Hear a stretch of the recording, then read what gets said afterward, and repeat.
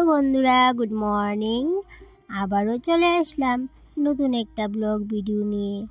এখন বাজে সকাল 11টা। রান্নাটাও কিন্তু সম্পূর্ণ করে করতে পারিনি। ওই সাজনা দিয়ে নিরামিষ করেছি শিম বীজ দিয়ে, তারপর ডাল করেছি টমেটো দিয়ে, আর ভাত কিন্তু এই যে বসালাম এইমাত্র। আর এই দিকটা কিন্তু আবার বেগুন ভর্তা করব, কিন্তু বেগুন ভর্তাটা ভাবছিলাম একটু পরে করব। আর যেহেতু আজকে রবিবার, তাই জন্য কিন্তু ঘুম থেকে উঠতে দেরি হয়েছে, সেই জন্য সমস্ত কাজবাজে কিন্তু আমার লেট হয়ে গেছে। ঘুম থেকে উঠতে বেজে গেছিলো 8টার মতো। তারপর উঠলাম, উঠে ঘরের কাজকর্ম সমস্তই সারলাম, বাসি কাজকর্ম, টিফিন খাওয়া হলো, সমস্ত কিছুই করে নিয়েছি। তারপর ওই যে সাজনা বাছতে বসেছিলাম। আর সাজনা বাছতে তো অনেকটাই সময় লাগে, সেক্ষেত্রে আমারও কিন্তু অনেকটাই সময় লেগে গেছিলো। আর এদিকটাই কিন্তু আমি অন্যদিন কি করি বলো তো, ওই যে রাতের বেলায় বেছে রেখে দিই সবজিগুলা, কিন্তু কাল রাতে আর বাছা হয়নি। তাই জন্য এই যে আজকে এমনিতে ঘুম থেকে উঠতেও দেরি হয়ে গেছে, আর সবজি বাছতে গিয়ে আরও অনেকটা দেরি হয়ে গেছে। আর বাইরে এত রোদ উঠেছে কি বলবো তোমাদের, আর গরম প্রচণ্ড। তারপরেও কিন্তু আমার যে কাজকর্মগুলো থাকে কিচেনে, সেগুলো তো কমপ্লিট করতেই হবে। আর যেহেতু আজকে রবিবার, সেহেতু কিন্তু ওই যে সকাল 9টা থেকে বিকেল 5টা অবধি কারেন্ট থাকবে না। কারণ কি গতকাল অ্যানাউন্স করে গেছে যে আজকে রবিবারে কারেন্ট থাকবে না, আর সেই কথাটা না আমি ভুলে গেছিলাম। আর এদিকে ঘরে জল তুলতেও ভুলে গেছি, কারণ 9টার আগে জল চলে এসেছিলো, আর সেই কথাটা ভুলে যাওয়াতে জলটাও কিন্তু আর তোলা হয়নি। তো যাই হোক, এদিকে দেখো অন্ধকার লাগছে ঘরটা, দেখে বুঝতেই পারছো যেহেতু কারেন্ট নেই, সব দিক থেকে কিন্তু অন্ধকার হয়ে আছে। আর এদিকে দেখো এই যে আমার এদিকে তাকটার গুছাতে গুছাতে ভাতটাও কিন্তু হয়ে গেছে। তো আগে তো আমি উইকলি ডিপ ক্লিনিং করতাম, এখন কিন্তু এই যে 1 সপ্তাহ ধরে ডেলি ক্লিনিং করতে হচ্ছে। কেন কি বলো তো, ওই যেহেতু আর আমাদের বাড়ির সামনে রাস্তাটা ঠিক করা হচ্ছে, ড্রজার রুলার এই যে সকাল হতেই শুরু হয়ে যায় তাদের কাজ। আর সেই জন্য কিন্তু যত সব ধুলা আছে সমস্ত কিছু কিন্তু ঘরে এসে সমস্ত কিছুই নোংরা হয়ে যায়। এখন যদি পরিষ্কার করি, একটু পরে এসে দেখি আবার নোংরা হয়ে আছে। সেই জন্য এই যে এখন আর উইকলি ক্লিনিং বলতে পারি না, কারণ কি যেহেতু ডেইলি আমাকে ক্লিনিং করতে হয় ভালোভাবে সমস্ত কিছু, সেই জন্য কিন্তু এই যে ডিপ ক্লিনিংটা আমার ডেইলি হয়ে থাকে। আর এদিকটাই দেখো ঘর গুছাতে গুছাতে ভাবলাম যে একটু পেঁপে ছিল ঘরে, সেটাকে কেটে লবণ দিয়ে মেখে নেব, তাহলে এই যে কাজ করতে করতে খাওয়া যাবে। কারণ কি সকালে ভাতটা খাওয়া হয়নি, অনেকটাই খিদে লেগেছিল, ভাবলাম যে পেঁপেটাই কেটে নিই। পেঁপেটা খেয়ে আবার কাজে লেগে পড়বো। কি বলতো, সমস্ত কিছুতে ধুলো পড়ে সাদা হয়ে আছে, সমস্ত কিছুই মুছবো, কোনো কিছু বাদ পড়বে না, সমস্ত কিছুই মুছবো। তারপরে ঘরটাকে ভালো করে ঝাড় দিয়ে ঘরটাকেও কিন্তু মুছতে হবে। এত ধুলো ভালি কি বলবো, ভালো লাগছে না। কবে যে বৃষ্টিটা হবে ঠিক করে, আর কবে যে এই রাস্তার কাজটা শেষ হবে। যতদিন অবধি বৃষ্টি না হচ্ছে, আর যতদিন অবধি রাস্তার কাজটা না শেষ হচ্ছে আমাদের বাড়ির সামনে থেকে, ততদিন কিন্তু আমাকে এই দুর্ভোগটা পোহাতেই হবে। আর এইদিকে দেখো এই যে থানকুনির প্ল্যান্টটা লাগিয়েছিলাম এই প্লাস্টিকের ঝুড়িটার মধ্যে, থানকুনির প্ল্যান্টটা এত গরম দিয়েছে, গরমে কিন্তু গাছটা মরেই গেল। তো যাই হোক, এদিকে দেখো তোমাদের দেখাচ্ছি কেমন করে ধুলো পড়ে। এই যে ফ্রিজটা কিন্তু সকালে একবার মুছে নিয়েছি, তারপরে দেখো আবার কি অবস্থা। তোমাদের দেখানোর জন্য কিন্তু এই যে ক্যামেরাটা জুম করে তোমাদের সাথে এই জিনিসটা শেয়ার করলাম। শুধুমাত্র ফ্রিজের উপর না, কিন্তু ঘরের সমস্ত কিছুর উপর, সমস্ত জিনিসের উপর এইভাবে করে সাদা হয়ে থাকে ধুলো জমে। বাসনপত্র যদি এখন ধুয়ে এনে রাখলাম, কতটুকু পরে দেখি কি বাসনপত্রগুলো সাদা হয়ে আছে। কি করি আমি তো বুঝতেই পারছি না, দরজা জানালা লাগিয়ে কিন্তু কোনো কাজ হচ্ছে না। আর হ্যাঁ বন্ধুরা, তোমরা তো জানো যে আমি আমার কিচেনটাকে ভাঙাচোরা মডুলার কিচেন বলে থাকি। হোক না টিনের, আমার কাছে কিন্তু আমার কিচেনটাই মডুলার কিচেন। তো যাই হোক, আমার এই টিনের ছাপড়া ঘরে আজকে যে কাজকর্মগুলো করলাম, এই ক্লিনিংটা করলাম, জানো কতটুকু সময়ের মধ্যে করে নিয়েছি? ওই যে 45 মিনিট। ঠিক ঘড়ি ধরে 45 মিনিটের ভিতরে কিন্তু আমি সমস্ত কিছু মুছে পরিষ্কার করে নিয়েছি। কারণ কি, ওই যে বিকেলবেলায় এক জায়গায় যাওয়ার প্ল্যান আছে, তাই জন্য কিন্তু এই যে রান্নাটাও কিন্তু তাড়াহুড়ো করে করলাম, তারপরে কিন্তু সমস্ত কিছু মুছে পরিষ্কার করে নিয়েছি। আর ঠিক 45 মিনিটের মধ্যেই কিন্তু কাজটা আমি সেরে নিয়েছি। আর বাইরেও কিন্তু প্রচণ্ড গরম, উত্তপ্ত হয়ে আছে টিন সমস্ত কিছু, তারপরেও কিন্তু কিন্তু আমি আমার কাজকর্মগুলো ঠিকই করব, তারপরে কিন্তু রান্নাঘর থেকে বের হব। কারণ রান্নাঘরটা যদি গুছানো না থাকে, এলোমেলো থাকে, আমার কিন্তু একদমই ভালো লাগে না।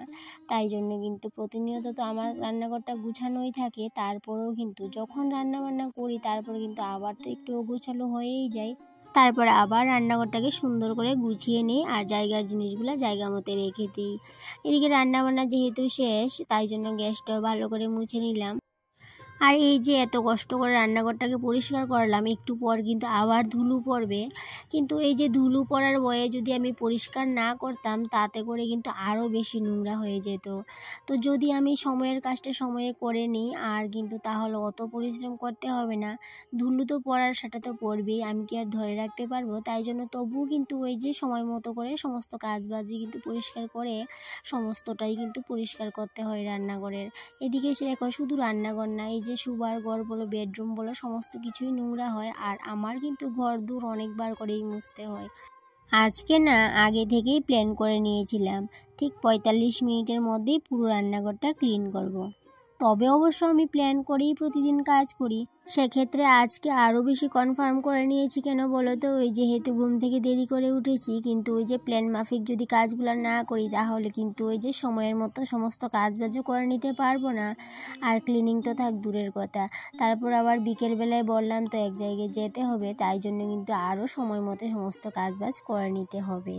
আর এই প্রতিদিনকার ডিপ ক্লিনিংটা একটু বুদ্ধি খাটিয়ে স্মার্টলি করি বলেই কিন্তু এত ধুলো পড়া সত্ত্বেও ঘরদোর আমার একদমই ময়লামুক্ত আর পরিপাটি। এখন বাজে 12টা 45। ওই 12টা থেকে কিন্তু আমি ডিপ ক্লিনিং কাজটা শুরু করেছিলাম। ঠিক 45 মিনিটের মধ্যে আমি সমস্ত কিছু পরিষ্কার করে নিয়েছি আর গুছিয়েও নিয়েছি। এদিকটাই দেখো, দেখলেই বুঝতে পারবে এখন কিন্তু একদম দুপুর, যে ঘরের মধ্যে দেখো কত রোদ পড়েছে। যেহেতু আমি সকালবেলা ঘুম থেকে উঠতে পারিনি, যদি সকালে ঘুম থেকে উঠতে পারতাম তাহলে কিন্তু এই কাজটা আমি সকালেই করে নিতাম। তো যাই হোক, দেরি হয়েছে বলে কি তাই বলে কি আমি ঘরটা পরিষ্কার করব না? সেটা কিন্তু একদমই না। দেরি করে উঠলেও কিন্তু আমি সমস্ত ঘরদোর ক্লিন করে তবেই কিন্তু সমস্ত কাজবাজ করি। আর এভাবেই আমি আমার ভাঙাচোরা মডুলার কিচেনটাকে সাজিয়ে গুছিয়ে রাখি। আর দেখো, কারেন্ট নেই যেহেতু, তাই জন্য কিন্তু আমার ঘরটা কিন্তু আজকে একদমই অন্ধকার হয়েছিল। তো যাই হোক, এদিকে রান্নাবান্না কাজবাজ সমস্ত কিছু সেরে চলে আসলাম বাইরে। ভাবলাম কি, এই যে আমার ঘরের সামনে কতগুলো ইট ছিল, ভাবলাম এই ইটগুলোকে একটু পরিষ্কার করে নেব, কারণ কি ইটগুলো এখান থেকে সরিয়ে নেব, নিয়ে অন্য জায়গায় রেখে দেবো। আর যেই মাত্র পলিথিনটা আলগিয়ে দিলাম, দেখো সাপটা বেরিয়ে এলো পলিথিনের ভিতর থেকে। আর প্রথমে তো ভেবেছিলাম অন্য সাপ, তো আমি কিন্তু অনেকটাই ভয় পেয়ে গেছিলাম। পরে দেখি না, এটা জলডুরা, তাই জন্য কিন্তু আর এতটাও ভয় লাগেনি। তবুও কিন্তু সাপ দেখলে তো একটু ভয় হবেই, যতই জলডুরা হোক আর যাই হোক। আমি কিন্তু অনেকটাই ভয় পেয়েছিলাম, আর এখানে কিন্তু ছেলেও ছিল। তো যাই হোক, সাপ দেখে আমি কিন্তু আর ইটটা পরিষ্কার করতে গেলাম না, কারণ কি যে সাপটা ইটের ভিতরে চলে গেল আর কিন্তু বের হয়নি। তাই জন্য ভাবলাম থাক, আজকে আর পরিষ্কার করব না। তাই জন্যই যে ইটগুলো আর পরিষ্কার করলাম না আজকে। আর এদিকে দেখো সাপটা পরে কি করেছে বলো তো? ওই যে পরে কিন্তু গোয়ায় ঢুকে গেছে আর খাটের নিচে চলে গেছে। আর এইদিকে দেখো, এই সাপটা এই পলিথিনটার নিচেই কিন্তু আছে এখনও। আর যেহেতু ভেবেছিলাম ইটগুলো এখান থেকে সরাবো, আর আজকে আর সরাবো না। যেহেতু সাপ ঢুকে বসে আছে, তাই জন্য আর সরালাম না। এদিকে দেখো, বললাম যে বিকেলবেলা এক জায়গায় যাব, একটু দেরি হয়ে গেছে, ওই যে সন্ধ্যা হয়ে গেছে। এখানটায় দেখো চড়ক মেলা বসেছে আমাদের বাড়ির পাশেই। তো বিকেলের সমস্ত কাজবাজ শেষ করে চলে আসলাম মেলাতে। তো দেখো কত কিছু দোকানপাট উঠেছে, সমস্ত কিছুই উঠেছে মেলাতে। এদিকে টেডি বিয়ার থেকে ধরে স্টেশনারি থেকে ধরে সমস্ত কিছুই উঠেছে মেলার মধ্যে। আর আমি জানো তো আজকে কি নিয়েছি, সেটা তোমাদের সাথে অন্য একটা ব্লগে শেয়ার করব। আমিও কিন্তু অনেক কিছু নিয়েছি। এই যে দেখো, এখানে বসে কেনাকাটা করলাম, অনেক কিছু নিয়েছি। সেটা আর আজকের ব্লগে শেয়ার করলাম না। সেটা যদি তোমরা দেখতে চাও অবশ্যই কমেন্ট করে জানিও, তবে আমি অন্য ব্লগে দেখিয়ে দেবো আমি কি নিয়েছি। তো এদিকে দেখো, এই যে আমি কেনাকাটা করছিলাম, তো ছেলে আমাকে একটু ভিডিও করে দিয়েছিল, তাই জন্য তোমাদের সাথে এই জিনিসটাও শেয়ার করতে পেরেছি। আর যদি ছেলে ভিডিও করে না দিত তাহলে কিন্তু আর এই জিনিসটা তোমাদের সাথে শেয়ার করতে পারতাম না। তো যাই হোক, এইদিকে দেখো মেলা থেকে তাড়াতাড়ি করে বাড়িতে চলে আসলাম, কারণ কি এই যে সন্ধ্যের সময় আমার বোন, তারপরে বৌদি, ভাইয়ের ছেলে সবাই এসেছে। আগেই বলেছিল যে সন্ধ্যার সময় আসবে, তো বললাম তোমরা সন্ধ্যার সময় চলে আসো, তোমরা এসে আমাকে ফোন করো, আমি মেলা থেকে চলে আসবো। তো যাই হোক, তারা আসার আগে আগেই কিন্তু আমি মেলা থেকে চলে এসেছিলাম। এসে দেখো রান্নাবান্না হচ্ছে, এখন মাংসটা বসিয়েছি। এইদিকে দেখো বোন তারা বসে গল্প করছে, তো কত কিছু বলছে, তারা আনন্দ করছে। তো যাই হোক, তোমাদের সাথে সেটা শেয়ার করলাম না কি বলছে। আর এদিকে দেখো এই আনন্দটা কিন্তু বেশিক্ষণ থাকলো না, কারণ কি এমন একটা ঘটনা হয়েছে, সেই জন্য কিন্তু আনন্দটা নিরানন্দই পরিণত হয়েছে। কি হয়েছে বলো তো, ওই যে শুধু বোন তারা দেখতে পাচ্ছ এখানে, কিন্তু বৌদিও কিন্তু এসেছে, তো ভাইয়ের ছেলেও এসেছে। তো ভাইয়ের ছেলের একটু জ্বর নিয়ে এসেছিল, ভাবলো জ্বরটা কমে যাবে, কিন্তু জ্বরটা কমেনি। ওর একটা সমস্যা কি বলো তো, একটু জ্বর হলেই ও না ফিট হয়ে যায়, মানে একদম সেন্সলেস হয়ে যায়। আর আজকেও না অন্য রুমে শুয়েছিল, তাই জন্য বৌদিকে আর ভিডিওটা করলাম না, কারণ ছেলে যেহেতু অসুস্থ, তাই জন্য বৌদিকে আর ক্যামেরার সামনে আনলাম না। আর পরে কি হয়েছে বলো তো, জ্বর কিন্তু এতটাও ছিল না, কিন্তু হঠাৎ ওই যে আমার ভাইয়ের ছেলে সেন্সলেস হয়ে গেছে, এমন অবস্থা হয়েছে, কান্নাকাটি লেগে গিয়েছিল। তো যাই হোক, রাতের বেলায় কিন্তু আমার হাজবেন্ডে তাড়াতাড়ি করে ওই যে হসপিটালে নিয়ে গেছে। তো আনন্দ করতে এসেছিল, আনন্দ তো আর হয়নি। এই যে হসপিটালে এডমিট ছিল রাতের বেলা বৌদি, পরে ভাই এসেছিল রাতের বেলা। আর রাতের বেলা 12টার পর এই যে বোনও গিয়েছিল হসপিটালে, 12টার সময় হাজব্যান্ডের সাথে আবার কিন্তু চলে এসেছে আমার বাড়িতে। তো সকালবেলা এই যে বোনে বললো যে ও চা করবে, তো যাই হোক ও চাটা করলো, সবাই মিলে আনন্দ করলাম। বৌদি দিকে বাড়িতে চলে গেছে, কারণ কি ছুটি দিয়ে দিয়েছে। তো রাতের বেলায় কিন্তু ঠিকভাবে কারোরই খাওয়া দাওয়া হয়নি। এদিকে দেখো সকালবেলায় বোন তারারে বললাম থাকতে, ওরা বললো না থাকবে না, চলে যাবে। তো যেই বলেছে চলে যাবে, আমার ছেলে এমন কান্নাকাটি জুড়েছে যে থাকতে বলল, কিন্তু ওই যে বোন বড় জন ও বললো না আমি থাকবো না, দীপা থাকবে। দীপা বলতে আমার ছোট বোনটা। তো ও কিন্তু এখানে থাকে না, ও থাকে ব্যাঙ্গালোরে, কারণ ও নার্সিং করছে সেখান থেকে। তবে বেশি দিন হলো না, বাড়িতে এসেছে, বেশ কয়েকদিন হলো, 10-15 দিন হবে বাড়িতে এসেছে। তো এই যে বড়টা চলে যাচ্ছে মন্দিরা, আর এই ছোটোজন কিন্তু বাড়িতেই মানে আমার বাড়িতে আছে, 2-1 দিন থাকবে। কারণ আমার ছেলে এত কান্নাকাটি করছিল, তাই জন্য কিন্তু তাই থেকে গেল। তো এবার বোনকে গাড়িতে উঠিয়ে দিয়ে চলে গেলাম বাড়িতে। গিয়ে গতকালকে না অনেকগুলো আম পড়েছিল, তো সেই আমগুলোকে না আমি রেখেছিলাম বালতি ভর্তি করে। সেই আমগুলোকে না এখন কেটে রোদে দেব, কারণ কি ওই যে হোলি বানিয়ে রেখে দেব।